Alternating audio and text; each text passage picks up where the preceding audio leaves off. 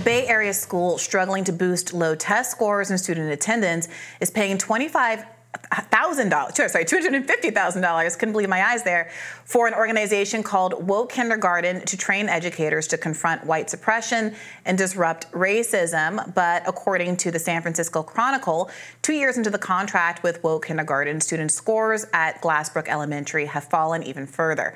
Per the Chronicle, English and math scores hit new lows last spring, with fewer than 4% of students proficient in math and just under 12% at grade level in English, a decline of about 4 percentage points in each category. Woke Kindergarten founder Key Gross said in a statement that the United States has no right to exist. I believe the United States has no right to exist. I believe every settler colony who has committed genocide against native peoples, against indigenous people, has no right to exist. Reporter Jesse Singal wrote on X, "Who would have thought a program called Woke Kindergarten wouldn't have succeeded where a century's worth of other efforts to end educational inequality have failed? Truly surprising stuff. Maybe if they got more funding." He's joking there, obviously. So I read this story this morning, and I got to say, it's in the San Francisco Chronicle, which is about as mainstream an outlet as you can find. It reads like it's like a Babylon Bee article, like a parody of like what conservatives think education is like. This program seems pretty not correctly tailored for what these kids are going. First of all, this is a school. This is with a lot of low-income students anyway, have had a lot of problems. So first of all, even if you think teaching systemic racism and systemic inequality and interrogating whiteness and all those kind of buzzy concepts is important, like in some level, like you're supposed to actually aim that at the privileged kids. Like these are the kids kind of living that reality, and it's like, why making them, kind of stew in their own lack of privilege is not actually, is that going to be good for their education? And then it just seems very dogmatic, the entire curriculum. Like these are the teachers at this school are not particularly right-wing people. In this article, one of them talks about actually like suing the district for a DeSantis-style curriculum battle. So like these are not right-wing people. And even they thought it was just extremely dogmatic and that it didn't leave a lot of room for dissent. It was just very unhelpful. So a funny article that I encourage everyone to check out. Yeah, it seems like this is a real case for not trying to shoehorn kind of national discourses, ideological discourses into education, at least not without prioritizing the fundamentals of education. The priority, especially for younger students and students who are already facing challenges meeting grade level expectations, should be to do exactly that, to get them to meet grade level expectations. And frankly, a lot of these concepts are better introduced at older ages anyway, because again, most of your time in school when you're younger is spent doing things like learning to read and how to multiply fractions, something which, don't make me do it on the spot today. I mean, look, we've seen a number of these disasters. On the collegiate level, you had Bari Weiss announcing this new University of Austin. I put it in quotation marks because there was some confusion with the pre-existing University of Auction. They seem to have some promising staff and board members at first, but Steven Pinker left the board almost immediately. And while it's supposed to stand for ideological diversity, there isn't any. It's just a different kind of ideology than they believe is presented at mainstream educational institutions. And they haven't been able to enroll any classes yet, despite it being a project that started in 2021. You have what's going on with Ron DeSantis in that liberal arts college in Florida, where they've had mass resignations from faculty, and it's been a real disaster as he's tried to kind of commandeer that what was once a liberal arts college ideologically to advance his own ideology. It just doesn't work that way. And I understand that conservatives have these concerns about the kind of valence, the ideological valence of colleges. They are socially liberal. I would argue that in terms of what's taught in the classroom, they're very, very, very establishment, and I would argue conservative in terms of what you're learning in a legal class, what you're learning in an economics class. It's very much preserving of every status quo that exists. Those are the people who write the laws, and they teach them to the next generation. And the same is true of people who I think are trying to do too much in an early education context. I do think there's a lot of well-meaning, frankly, white liberals who are driven by guilt to pursue certain kinds of teachings that aren't, frankly, even what diverse populations would want to be taught, and also aren't benefiting substantively the school. You'll have a lot of these folks who will want to pay for like a woke diversity coach, but won't want to support reparations, won't want to support a living wage for the families of these kids, when that is what's correlated. How about lunch? Or free lunch programs, which you're seeing better than a diversity program. Being attacked by, I'm sorry to bring it up, but conservatives have a war on free lunch programs across the country right now, and I completely agree. There are things that we know work. I would zero out the DEI budget. We can have better lunches instead. Where teachers are manifestly underpaid. I know that a lot of conservatives disagree with that, but part of the Bernie Sanders 2020 platform was a baseline $60,000 a year for teachers, so you can attract real talent at the very least to what I think is one of the most important jobs in the entire world.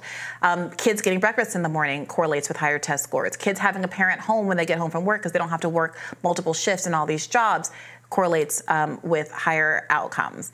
So much of economic disparity, education disparity rather, comes down to economics. And it is frustrating to see so much money allocated to other things. Yeah, especially to things that seem almost intentionally designed to participate in the culture battle and make a bunch of people really angry. Yeah. We need to have at least some, not that schools can't address political subjects, but there has to be at least some level of neutrality for us all to buy into this project to some degree of paying into a system where other people spend 8 hours with your children every day for years and years and years.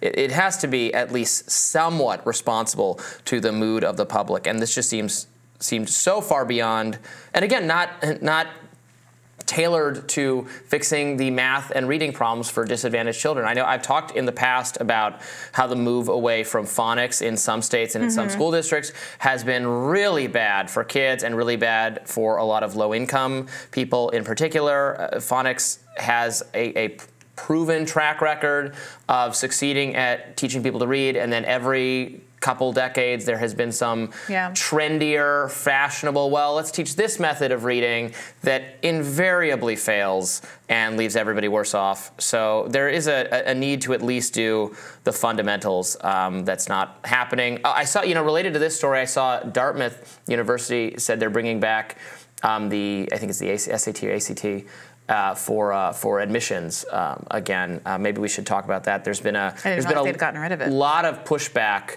that I'm seeing, even from people very much on the left, and I think they're right that whatever inequities you want to talk about in the standardized testing system. Not saying they don't exist, but every other criteria you can use to judge someone for entrance, or one of the ones the ones they rely on, are so much worse in terms of how many extracurricular activities does somebody have. Violin lessons, international travel, water things that polo. are very expensive, and even essay writing, where people have folks, frankly, write essays for their children or have tutors that help them walk them through that process. And there's ways that people cheat on SAT scores and stuff, but it's right. It's and if you pay harder. for tutoring, you can't obviously improve your scores, but the amount you can improve your SAT, AC, your standardized test performance with more money is dramatically less than the amount you can improve your resume in every other way. I don't know. It's tough. It is really tough. It definitely cuts both ways. And I think this fundamentally comes back to the fact that class is the biggest predictor from you being able to be successful in these environments. And I say this as someone who grew up overseas, had a really interesting, compelling resume as a consequence, went to private international schools because my parents taught there and I went there for free, had SAT tutoring and was able to excel in all these areas. And my mother wasn't rich. She was a single mother by the time I was applying for college on one salary, but, was still upper middle class and was able to pay for violin lessons since I was 5 years old. And I know from my own experience, that is why I want there to be more equality in the system, because I know that I benefited from what money can buy, frankly, in these scenarios. And people who think that they can create equality with a flick of a pen, it's so deeply embedded. It's so deeply embedded that's frankly why I think that we should get rid of these hierarchical institutions in the first place. Because we live in a world right now where millionaires are going to federal prison because they wanted to pay for their kid to get into George Washington. And that if we live in a culture like that, to pay unbelievable amounts of money Right, when they're already going to be set, because they're millionaires. It was just, I mean, it exposes how much of it is just a social experience that wealthy people are willing to pay for. Yes. Which then, fine, if they want to pay for some great social experience, then it becomes, well, then why are we funding it? Why is it making this some system that we must have? If the government can stop funding Harvard, Harvard is not going to disappear. The problem is the existence of Harvard enables people who already have all of those privileges to reproduce those on a generational level. And legacy, with 40% of the class being legacy students, really entrenches that more than any other program. I mean, the main thing is I don't want to have other people who aren't wealthy get confused about the value of the degree. Like, getting a college degree can be very important and very financially beneficial.